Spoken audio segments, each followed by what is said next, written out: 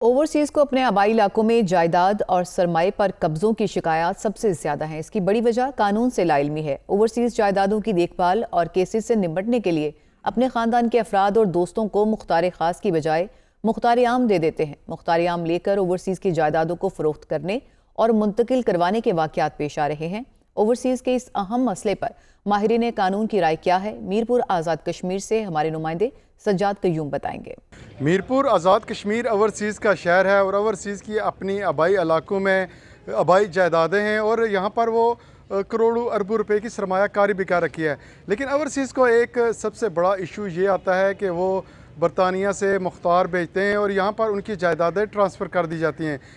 यहाँ पर जो ओवरसीज़ को मुख्तार आम और मुख्तार ख़ास का फ़र्क ना होने की वजह से उनको ये इशू आ रहा है कि उनकी जायदादें ट्रांसफ़र कर दी जाती हैं।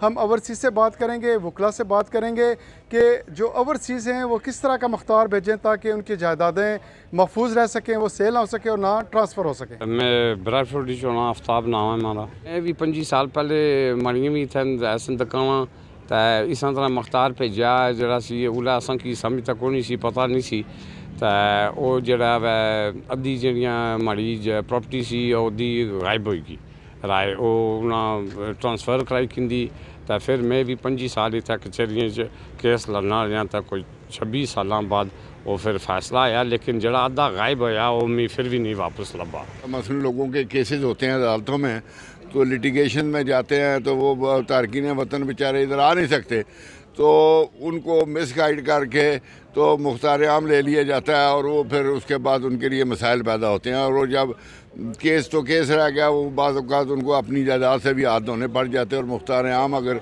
तो उनका एतमाद का आदमी है या उनका करीबी अजीज़ है तो शायद वो सही उसको इस्तेमाल करे। अदरवाइज़ वो बाज़ दफ़ा ऐसे मामला भी देखने में आए हैं कि लोग उनकी जायदादें बेच देते हैं और इसके लिए अवेयरनेस होना बहुत ज़रूरी है। अमूमन उनको ये समझ नहीं होती कि ये जो मुख्तारनामा दे रहे हैं या हम केस की हवाले से दे रहे हैं या किसी और वजह से दे रहे हैं और उनको ये खबर नहीं होती। तो मैं उनको ये रिक्वेस्ट करूँगा कि आप जब मुख्तारनामा देते हैं, चाहे जनरल पावर ऑफ अटार्नी हो या कोई स्पेशल पावर ऑफ अटार्नी हो, तो उसमें एक लफ्ज़ सिर्फ एक लफ्ज़ लिख दिया करें कि नॉट फॉर सेल। तो आपका काम जो कभी भी आपके लिए इशू नहीं बनेगा। मेरे पास जो है वो बेशुमार किस्म के केसेस जो है वो ओवरसीज़ के आए हैं। बेशतर लोगों के साथ ऐसा हुआ कि मुख्तार को इस्तेमाल करके आगे प्रॉपर्टी या तो किसी को फ़रोख्त कर दी है या आपने किसी भांजे बेटे के नाम कर दी है और वो भेजने वाला जो मुख्तार है वो सारी ज़िंदगी फिर मुकदमात में उलझ जाता है और उसके साथ ज़्यादती है। मुख्तार आम और ख़ास में फ़र्क है। आप भेजते वक्त आप जो है मुख्तार आम और ख़ास की अहमियत को समझें। मुख्तार आम जो है उसमें ये इख्तियार होता है कि हर किस्म का इख्तियार जो है वो जो चाहे स्याह सफ़ेद जिस तरह वो मालिक है उसी का इख्तियार जो है वो उसको होता है और वो उसको उसका नाजायज़ फ़ायदा हासिल करके तो आगे तमाम ट्रांजैक्शन जो है वो कर देते हैं।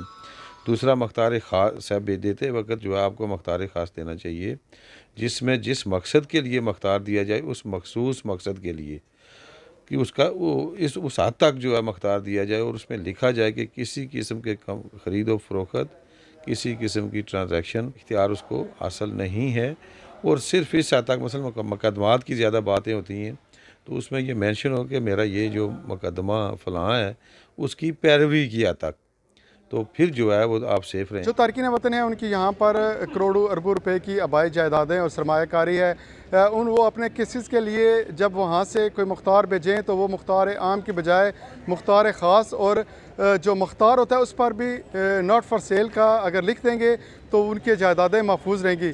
अगर आप मुख्तार आम देंगे तो आपकी जायदादें ना सिर्फ ट्रांसफ़र हो जाती हैं और इस तरह के इशू आपको सामना करना पड़ता है। कैमरामैन ज़फ़र भट्ट के साथ सज्जाद कयूम खानपुरी, दुनिया न्यूज़, मीरपुर आज़ाद कश्मीर।